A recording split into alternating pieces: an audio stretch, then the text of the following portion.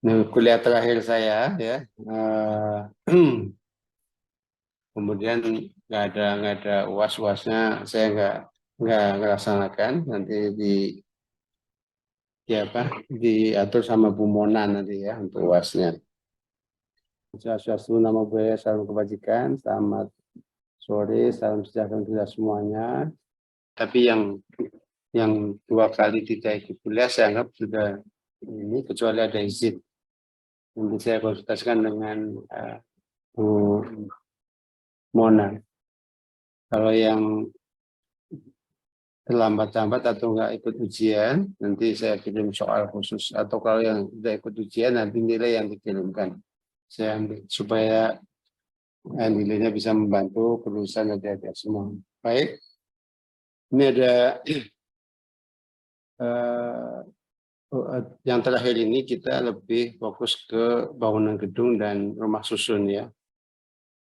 Jadi memang mata kuliah metode pelaksanaan konstruksi ini yang bagian saya adalah bagian yang untuk memberikan gambaran implementasi dari pelaksanaan metode pelaksanaan konstruksi itu. Makanya saya berikan contoh-contoh yang sudah dilakukan khususnya di Kementerian PUPR. Ini yang pertama, urgensi dan capaian pembangunan rumah susun. Saya ingin informasikan pembangunan rumah susun atau rumah vertikal. Kalau di undang-undangnya namanya rumah susun, namun pada hakikatnya adalah rumah vertikal. Kalau di Palembang mungkin yang tingkat tinggi belum banyak ya. Kalau kami bangun di Jakabaring, tapi kalau di Jakarta sudah banyak apartemen-apartemen yang tingkat tinggi. Kemudian nanti rumah susun dan bangunan tingkat tinggi yang telah dibangun. Kemudian metode pelaksanaan yang poin 3-nya adalah poin dari inti dari mata kuliah ini, dan 3 dan 4. Bisa perhitungan makan alat berat, tentu semuanya itu terkait dengan penggunaan alat. Baik, mulai ya pengantar. Untuk sebagai pengantar saja, apa sih itu rumah susun ya? Rumah susun adalah bangunan gedung bertingkat ya, yang dibangun dalam satu lingkungan yang terbagi dalam bagian-bagian yang distrukturkan secara fungsional, baik dalam arah horizontal maupun vertikal, dan merupakan satuan-satuan yang masing-masing dapat dimiliki dan digunakan secara terpisah, terutama untuk tempat hunian yang dilengkapi dengan bagian bersama, benda bersama, dan tanah bersama. Jadi mungkin di kota-kota besar sudah mulai ya, karena apa? Karena kebutuhan rumah vertikal ini, rumah susun itu rumah yang tingkat 1 ya, jadi maksudnya 2 tingkat itu sudah masuk rumah susun. Yang ada rumah landed atau rumah tapak itu yang bukan tingkat, yang rumah bertingkat meskipun 1 tingkat itu namanya rumah susun. Rumah bertingkat atau rumah susun. Nah, di Jakarta sudah cukup banyak. Ini contoh-contohnya, nanti ada berapa ini di antaranya rumah susun mahasiswa Gria, kata Bumi Jawa Timur, rumah susun kawasan industri ya Batang ya Jawa Tengah yang baru kami bangun di tahun 2020 sampai 2021. 2021-2022. Kemudian di Pasar Rumput ini yang sebelah kanan adalah contoh rumah susun tingkat tinggi ya, yang yaitu yang untuk merevitalisasi pasar-pasar kumuh ya. Jadi dulu di Pasar Rumputnya adalah pasarnya kumuh sekali, sekarang di make use dengan hunian. Ya, di bawahnya itu ada kios-kios ya, pasar ya. Di atasnya hunian. Jadi masyarakat berpenghasilan rendah itu ya, ini kan untuk MBR nih, untuk mereka yang penghasilannya eh, paling tinggi 7,5 juta ya per bulan, ya, boleh tinggal di sini, sewa di sini ya. Jadi yang jualan di bawah nggak usah jauh-jauh, dia bisa langsung tinggal di rumah susun ini di Pasar Rumput. Terakhir kita karena adanya pandemi COVID, kita gunakan untuk isoman ya, untuk yang kena COVID itu di sini waktu itu ya. Baik, ini rumah susun di ini anggarannya, yang antara tahun 2020-2024 kita kurang lebih 57 triliun ya. Kita programkan pemerintah membangun rumah susun yang diperbantukan baik untuk Pemda ya, rumah mahasiswa ya, perguruan tinggi, kemudian pondok pesantren, ya, rumah-rumah pendidikan beragama ya, baik agama Kristen dan lain sebagainya ya. Ini kita pemerintah menyiapkan anggaran untuk membangun rumah susun. Ini sebarannya ya dari rumah susun ya, ada 51.350 unit kamar, maksudnya unit itu kamar total sampai 2024 yang tadi yang anggarannya 57 ini total.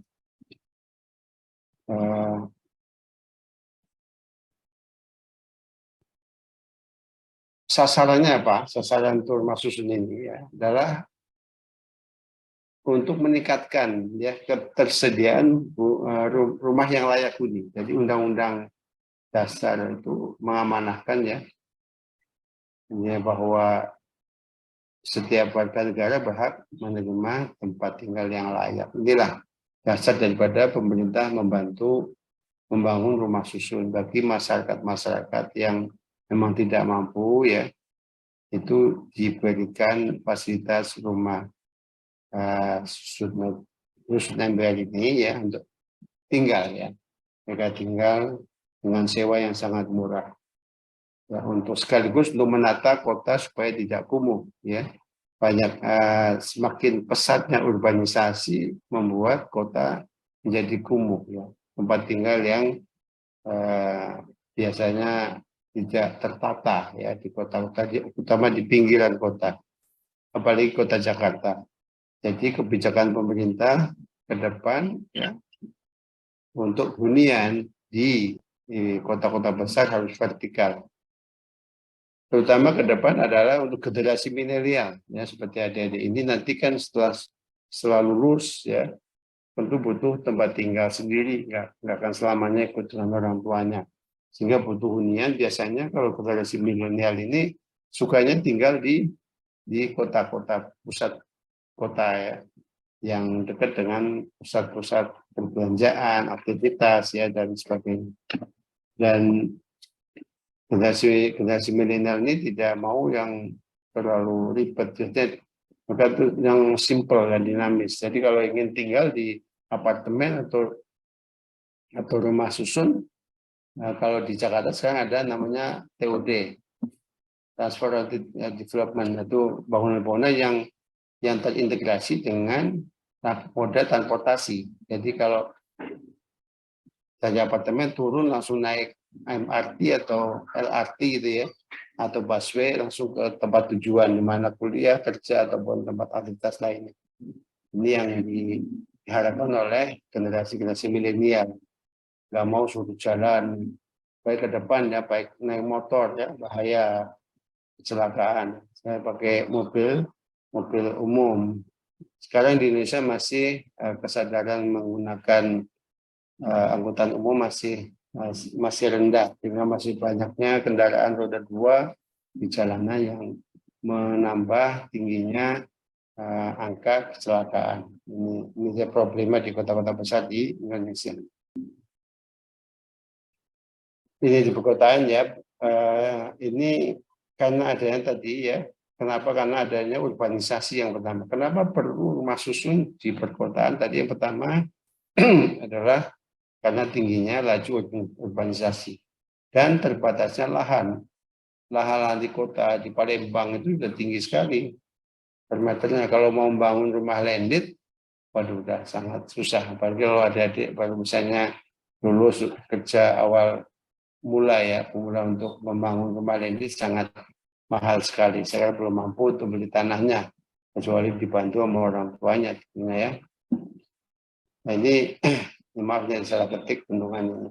Sebelum dalam kemudian ini nih contoh-contoh di potret di Jakarta ini pinggiran sungai ini yang kita pindahkan ya, ini yang seperti ini kita namanya kita bebas ada revitalisasi. Kita ya kalau orang kasarnya dulu kan gusur ya, penggusuran, tapi sini enggak, dipindahkan. Mereka ini tidak boleh tinggal di bantaran sungai lagi. Kemudian terus sebelahnya ada rumah-rumah vertikal, rumah susun. Itu kita pindahkan ke sana. Kayak di Jakarta. Kita pemerintah bangun di Jakarta Utara itu ada sebanyak 8 tower. Ini yang nampaknya 4 tower untuk memindahkan masyarakat yang berada di sepanjang Sungai Ciliwung yang membuat banjir itu karena okupasi ya, dulu sungai terus ditimbun akhirnya menyempit sungainya sehingga membuat Jakarta banjir. Kita kembalikan fungsi sungainya seperti semula. Nah, kalau perlu diperbesar karena memang debitnya semakin tinggi. Ya. Ini diprediksi tahun 2030 2/3 dari penduduk dunia merupakan masyarakat perkotaan akibat urbanisasi. Jadi orang cenderung kan ingin ke kota ya, cari kerjaan di kota. Ini problema semua negara ya. Tapi sebetulnya di desa itulah, di daerah itulah mestinya kita harus berani membuka usaha ya, usaha untuk menyerap tenaga kerja supaya bisa menghambat laju urbanisasi. Laju urbanisasi Indonesia dapat mencapai 4,4% per tahun yang bertambah pada peningkatan masyarakat kota. Dan ini semua yang di kota kan butuh hunian. Ini yang jadi problem kota-kota besar. Kalau di Palembang mungkin masih terkendali ya, belum begitu. Tapi kalau di Jakarta, Surabaya, Medan khususnya ya, kota-kota besar lainnya bisa menjadi masalah yang sangat kompleks ya, masalah perkotaan ini. Setengah dari jumlah tersebut akan hidup pada kemiskinan dan tinggal di kawasan kumuh. Jadi program pemerintah adalah pengentasan kawasan kumuh menjadi kawasan yang asri, kemudian masyarakatnya diberi kesempatan tinggal di rumah vertikal. Ini contoh-contoh ya rumah susun yang tahun 2015 ya, sejak mulainya Pak Jokowi ya, sudah ratusan ya. Selama saya di Direktorat Jenderal Perumahan sejak saja ya, itu sudah ratusan ini dari tahun 2015 sampai 2022 udah sangat banyak. Dan bahkan ada yang yang kita bangun juga di Palembang. Di kampus kita ada 3 atau 4 tower kalau salah itu ya. Nah, kemudian ini kita bicara juga tentang keselamatan korupsi ya dalam menjadi pertimbangan dalam pemilihan metode pemberantasan korupsi. Ini gambaran saja bahwa kecelakaan korupsi pada 10 tahun terakhir ya yang bisa dilihat presentasinya adalah yang besar adalah pada bangunan tinggi. Kemudian di bangunan perumahan tapak ya, dan lainnya. Ini penyebab kecelakaan yang paling besar adalah listrik ya. Kesetrum listrik ya. Dan bagi bekerja tersetrum, kemudian yang kedua adalah jatuh dari ketinggian, tertimpa objek. Yang tertimpa objek ini kami pernah terjadi di Pasar Rumput tadi yang sudah jadi tadi tahun 2019 itu terjadi kecelakaan 2018 itu terjadi kecelakaan bahwa pada hari Minggu sebetulnya hari Minggu itu tidak ada orang kerja ya, jadi SOP-nya semua tukang istirahat untuk persiapan di hari Senin minggu depannya. Tapi ada beberapa tukang yang mengambil overtime ya untuk tambahan mungkin, tapi tidak kerja, cuman merapikan bekisting ya, scaffolding waktu itu. Jadi dia berada di lantai 23 kalau salah, berdua sama temannya. Satu batang scaffolding itu lepas dari tangannya. Lepas, jatuh. Di sebelah bangunan itu ada pasar. Entah kenapa itu Pantula itu mantul di kren, jadi kalau jatuh ke bawah mungkin aman, gak ada orang di bawah. Tapi mantul di kren langsung keluar, terbang keluar. Besi itu nimpa nenek-nenek atau ibu-ibu sedang belanja meninggal. Itu jadi masalah besar sekali waktu itu ya. Kayak hal seperti ini ya, masalah keselamatan kerja menjadi hal yang sangat prinsip diperhatikan dalam suatu pembangunan gedung dan pembangunan infrastruktur lainnya. Ini adalah Wisma Atlet. Mungkin adik-adik kenal bahwa Wisma Atlet dulu kami bangun untuk MBR juga, masyarakat MBR sebetulnya. Ini ada 10 tower, mungkin yang terkenal dengan rumah sakit COVID ya, di Wisma Atlet. Karena waktu itu saya ditugas dalam waktu 4 hari oleh Pak Menteri, Pak Presiden, harus dirubah menjadi rumah sakit COVID. Bayangkan saja 4 hari lantai 1, 2, 3 kita modifikasi menjadi rumah sakit. Bayangkan saja siang malam ya kita mengerahkan hampir ribuan setiap hari bekerja. Alhamdulillah hari keempat sudah bisa disiapkan karena memang saat itu sudah terlalu banyak sekali pasien yang rumah sakit sudah penuh semuanya. Sehingga untung masih belum dihuni, belum ada dihuni oleh masyarakat MBR sehingga bisa dipakai. Dan sekarang sudah selesai ya karena COVID-nya udah nggak ada. Ini setiap menara ada 18 hingga 32 lantai. Yang paling tinggi 32 lantai, yang kuning ini sama yang merah ini pink ini 32 lantai. Ada yang 25, ada 18. Ini tipenya 36 ya. Jumlah seluruhnya ada 7.434 unit. Di lahan Kemayoran. Kemayoran adalah tanah negara. Waktu itu kita disiapkan untuk Asian Games. Ya. Setelah sukses untuk dipakai Asian Games, kita membangun rumah susun ini untuk fasilitas Asian Games. Dan alhamdulillah Asian Games sudah berhasil. Nah, kemudian terakhir dipakai untuk COVID. Ini yang saya ceritakan tadi, rumah pasar rumput. Nah, di bawah ini adalah pasar, ya. Dan di atas hunian. Jadi ada 25 lantai, ada semuanya ada 3 tower ini yang saling menyambung, ya, 3 tower menyambung. Lantai 1 dan 2 diperuntukkan bagi kegiatan komersil, yaitu lantai 1 sebanyak 318 kios dan 550 los untuk para pedagang. Jadi percontohan. Bayangkan saja ini kanan kirinya padat sekali ini ya. Ini padat dulu, kumuh sekali di sini di pasarnya. Kalau udah bagus kayak mall. Lantai 2 sebanyak 649 kios. Jadi lantai 1 dan 2 untuk kios dan los. Baru lantai 3 sampai lantai 3 untuk fasilitas fasum ya, ada masjid macam-macam di situ. Ada kolam renang juga disiapin. Hunian dari lantai 4 sampai 25. Ini tipe 36, totalnya ada 1.984 unit. Cukup banyak ya. Jadi ini adalah konsep kita bagaimana menuntaskan masalah kumuh sekaligus untuk hunian bagi masyarakat yang memang berpenghasilan rendah tadi. Ini contohnya di pasar rumput tadi. Ini adalah rumah susun Pasar Jumat. Ini rumah susun yang kita bangun untuk ASN, yaitu untuk Kementerian PUPR ini. Jadi kami juga membangun rumah susun untuk pegawai di beberapa kementerian, termasuk PUPR-nya di Pasar Jumat ini. Ini ada 18 lantai. Total ada 460 unit. Ini peruntukan untuk eselon 2, eselon 3, dan juga staf.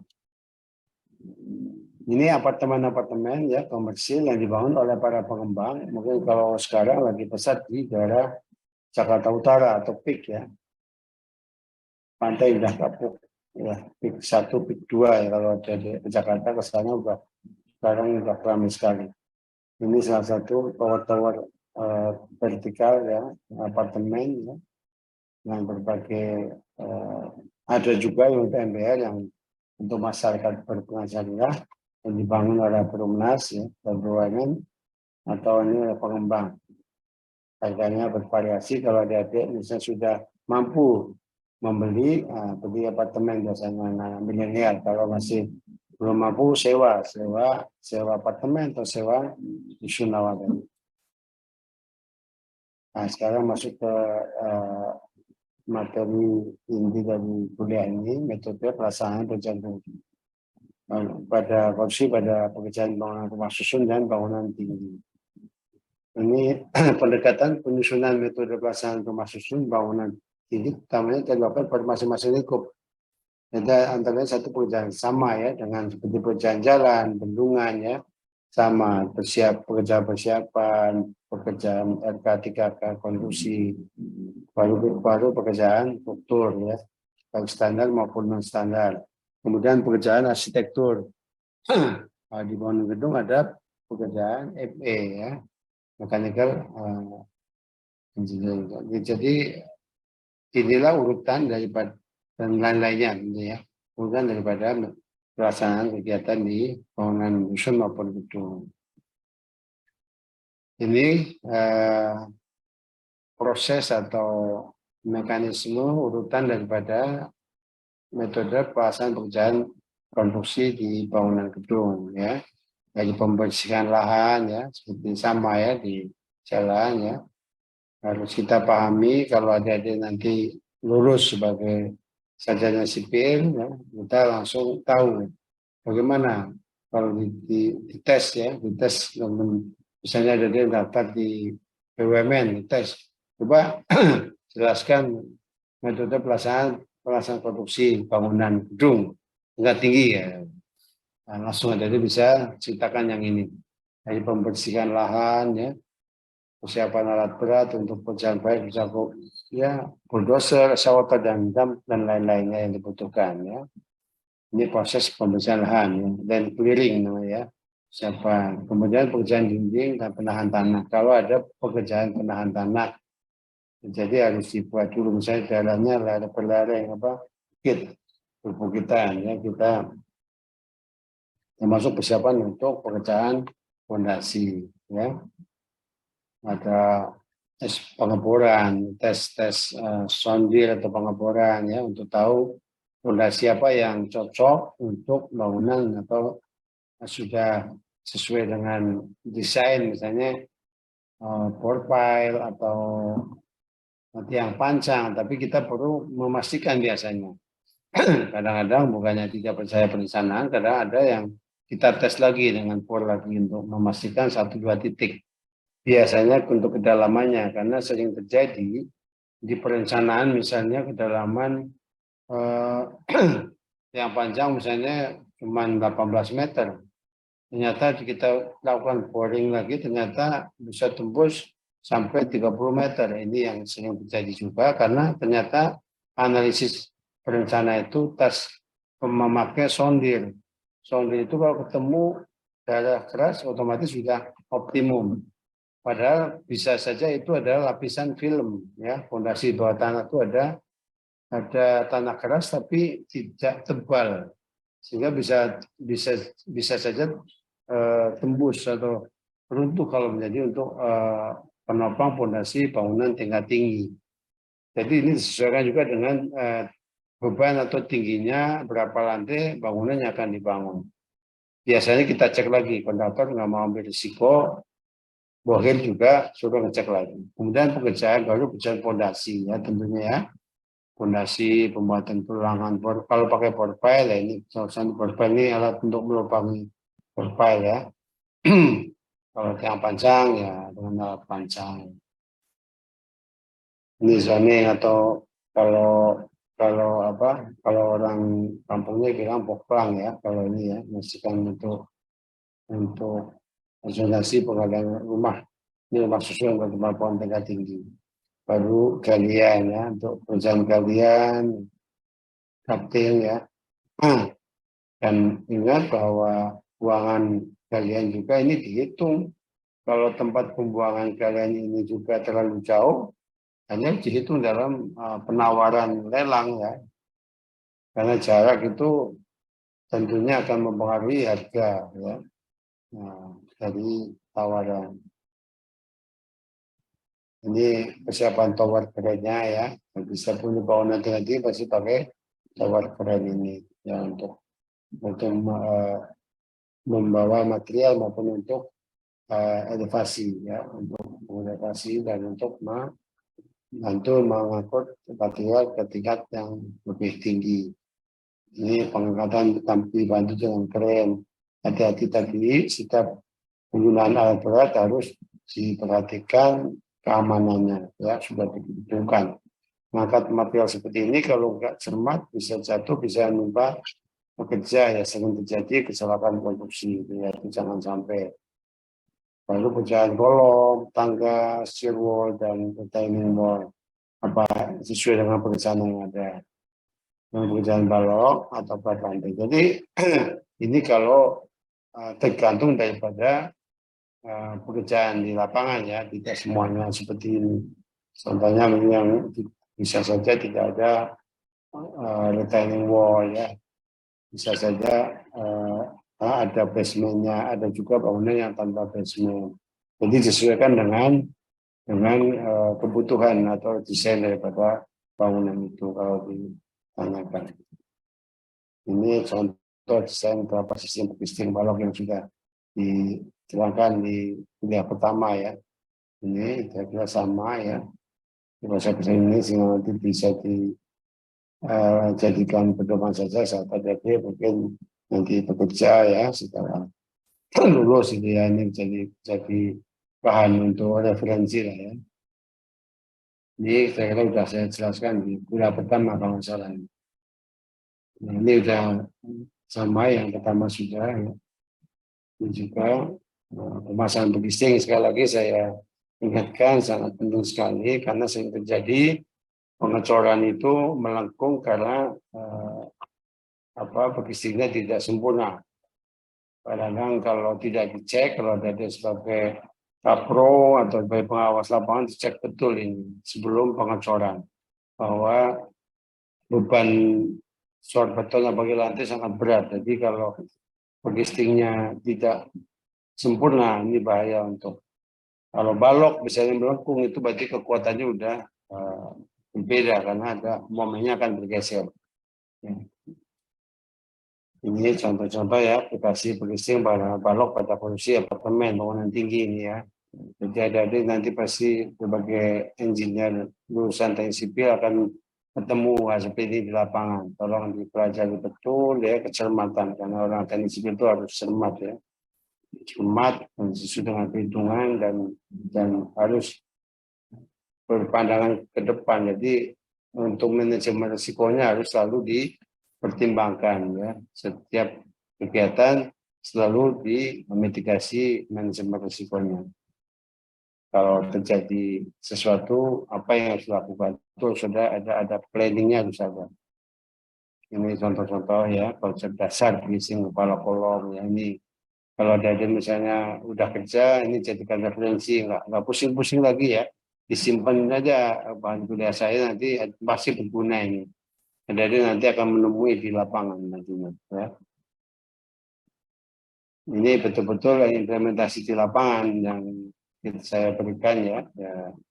Kalau di buku-buku kuliah saya kira nggak ada ya. Ini memang dari hasil-hasil foto-foto pelaksanaan kegiatan di PUPR untuk bangunan gedung tingkat tinggi. Ini ya. Nah, saya sering melihat ya kegiatan pengecoran balok maupun kolom ini asal-asalan ini harus betul-betul diperhatikan. Mesinnya harus cetakannya itu harus memang betul-betul pas. Ini kan cetakan baja ya pakai cetakan besi. Ada cetakan pakai kayu itu sering hasilnya tidak rata sehingga akhirnya di finishing lagi itu membuat lama pekerjaan itu. Kalau bisa, kalau proyeknya itu gedung tingkat tinggi, jangan pakai manual itu, jangan pakai bahan kayu, triplek itu ya. Pakai cetakan yang sudah paten aja dengan besi, hasilnya bagus. Ya.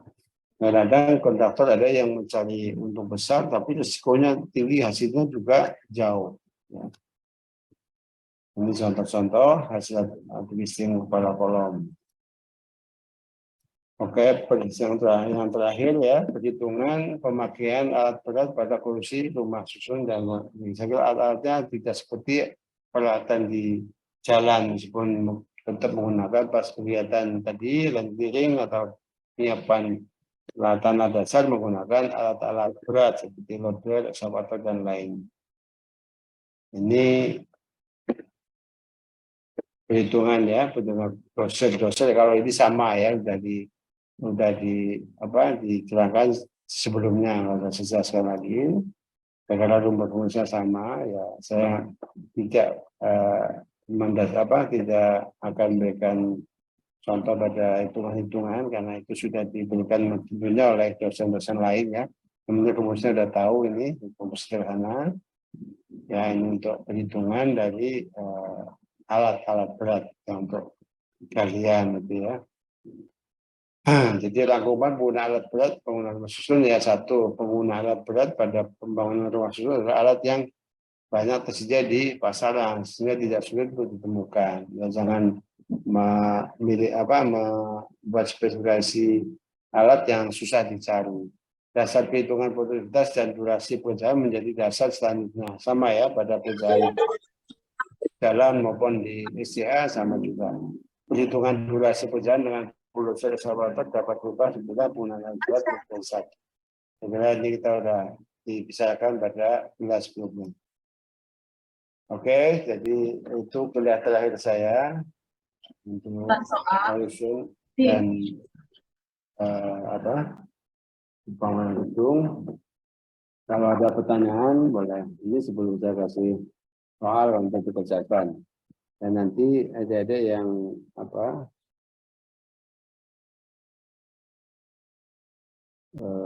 ini kayaknya soalnya begini. Mbak, soalnya yang saya buat itu bukan ini. Soalnya yang saya buat terakhir itu 4 titik. Soalnya bukan ini, itu nanti masukkan sini. Bukan ini, bukan yang ini, yang sebelumnya. Ya. Yang sebelumnya. Yang saya petik itu, yang saya ada sendiri. Nah, masukin sini. Sebentar ya, soalnya ada kekeliruan ini. Ini ada 4 soal ya. Nanti untuk kerjakan untuk lengkap-lengkapnya ya. Saya beri kebebasan waktu ya, untuk mengumpulkan mungkin 1 jam ya sampai jam 4 ya mungkin. Nggak apa-apa, lebih juga nggak apa-apa asal jawabannya lebih sempurna ya untuk memperbaiki mungkin nilai-nilai pada tugas-tugas sebelumnya. Kemudian karena ini kuliah yang terakhir, saya ucapkan selamat pada adik semuanya mungkin yang mengikuti mata kuliah ini ya bersama saya, dan saya mohon maaf jika selama mengikuti kuliah saya ada yang kurang berkenan, ada yang kurang cocok, atau tentunya nanti mungkin ada yang nilainya rendah ya, karena saya berikan kesempatan sebaik-baiknya pada adik-adik semuanya untuk di kuliah saya ini kalau bisa semuanya lulus dengan baik dan bisa membantu nilai-nilai yang untuk dosen 2 yang lainnya. Karena saya kira saya berikan soal ini nggak terlalu sulit ya untuk asal mau mengerjakan. Jadi saya menghargai dari upaya adik-adik serius mengerjakan soal ini selengkap-lengkapnya ya. Jadi memang kalau substansinya sama-sama tahu nggak susah ya, tapi keseriusan. Ada mungkin teman-teman yang asal mengerjakan itu saya anggap itu memang kurang effortnya, kurang usahanya. Jadi yang saya nilai adalah upaya jadi memang untuk menjelaskan sejelas-jelasnya bukan pada saya, tapi pada anggap saja soal ini adalah untuk masyarakat yang nggak tahu. Nah, jadi bagaimana ada masyarakat tanya bagaimana sih cara metode pelaksanaan bangunan gedung tingkat tinggi, kan nggak tahu. Jadi harus menjelaskan yang rinci dan jelas itu ya. Setelah kalau perlu dengan gambar-gambar sehingga ada menggambarkan bukan kepada saya, Gitu kan. Soal ini adalah dari saya, tapi seakan-akan menjelaskan kepada